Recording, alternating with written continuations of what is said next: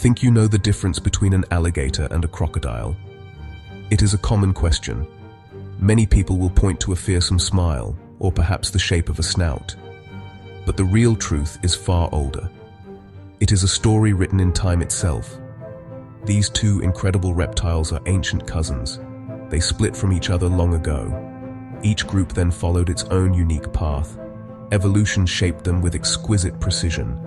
They were sculpted to fit different homes and to master different ways of life. Their story is a journey of discovery into the heart of the wild. To truly understand them, we must look beyond a simple glance, peel back the layers of time, and examine the subtle clues etched into their very bodies. These are not just two similar-looking predators. They are the products of millions of years of adaptation. Let us embark on this journey together. Long, long ago, the world was a very different place. Giant reptiles dominated the land, and giant reptiles dominated the seas. Within this world lived the ancestors of all modern crocodilians. They were already masters of the water's edge. But as continents drifted and climates changed, these ancestors began to diverge and embarked on separate evolutionary journeys. This great split happened over 80 million years ago, a pivotal moment in the history of life on Earth. A single lineage began to branch into distinct new forms. One branch would lead to the alligators and to the caimans, Alligatoridae. They adapted to fresh water, swamps, rivers, marshes. Broad-snouted, powerful hunters now rule wetlands from the American South to the Amazon basin. The other branch led to true crocodiles and the slender-snouted gharials, Crocodylidae. Many evolved functional salt glands, opening the door to estuaries, mangroves, even the open ocean. From the Nile to northern Australia, crocodiles spread far and wide. This ancient separation explains the differences we see today. Two designs, perfected for different purposes. The most immediate clues are right on their faces. Look first at the snout. An alligator has a broad U-shaped snout, like a powerful shovel. This shape delivers immense crushing force, perfect for cracking turtle shells and tough hides. It takes on prey from fish to mammals with incredible power. Many crocodiles, like the Nile species, have a tapered V-shaped snout, still strong but faster through water, ideal for swift fish and for clamping down on land animals that come to drink. At the extreme is the gharial, an ultra-thin snout specialized for fish with a rapid sideways slash. When an alligator closes its mouth, you generally see only the upper teeth, an overbite. The lower teeth fit into sockets within the upper jaw, adding to crushing power. A crocodile often flashes a toothier grin, teeth from both jaws show. Look for the large fourth lower tooth. It sits outside the upper jaw in a special notch. Seen in saltwater crocodiles, this is one of the most reliable ways to tell them apart. Different snouts, different smiles, each a precision tool shaped by its prey and habitat. One of the most profound differences is invisible. Crocodiles possess functional salt glands on their tongues.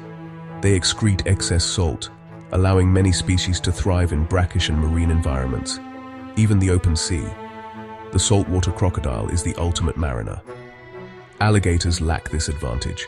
Their salt glands are vestigial, so they are chained to fresh water, swamps, marshes, lakes, rivers. They may tolerate slight brackish water briefly, but not the sea. Both wear bony armor, osteoderms, in their skin. A flexible living chainmail across back, neck, and tail. Patterns and textures vary by species. Crocodiles have sensory pits across much of their body, while alligators and caimans cluster them around the jaws. That may grant crocodiles a fuller sense of their aquatic world. Pressure and vibration from all directions, a useful trait for life in varied, often turbulent waters. The way they hunt reflects their bodies and habitats. Crocodiles are quintessential ambush predators, with astonishing patience. Only eyes, ears, and nostrils betray their presence. When prey lowers its head, the crocodile explodes with speed and overwhelming power. The saltwater crocodile is terrifyingly versatile, taking large land mammals, even sharks and other marine prey. On land, they can even burst into a short gallop. Alligators ambush too, tailored to marsh and swamp. They sense the faintest ripples from birds or swimming mammals. Those wide jaws are built to crush. A devastating strike, a violent shake, and the death roll finish the job. Alligators are wetland engineers, creating gator holes that sustain life through drought and dens for winter brumation. The life cycle begins with a nest. After mating, the female seeks a safe place to lay her eggs. Nest style varies between families. Many crocodiles dig sandy pits and bury hard-shelled eggs. She stands guard with fierce determination. Alligators often build large mound nests of mud, sticks, and rotting vegetation. As it decomposes, it warms the clutch, nature's incubator. For months, she patrols and protects, ready to challenge any threat. Crocodilians have temperature-dependent sex determination. Warmer nests tend to produce more males, cooler nests more females. When hatching nears, babies yelp from inside the egg, her signal. With tender precision, she frees and ferries them to safety. Parental care this devoted is rare among reptiles. She guards them for weeks or even months, an ancient instinct that has safeguarded their lineage for millions of years. After this long journey, which group is truly supreme? Which is the ultimate apex predator? The saltwater crocodile is the largest living reptile. It can exceed 6 meters and weigh over 1,000 kilograms. With ocean reach and diverse prey, including sharks, it is a global titan. Yet the alligator masters colder, inland worlds.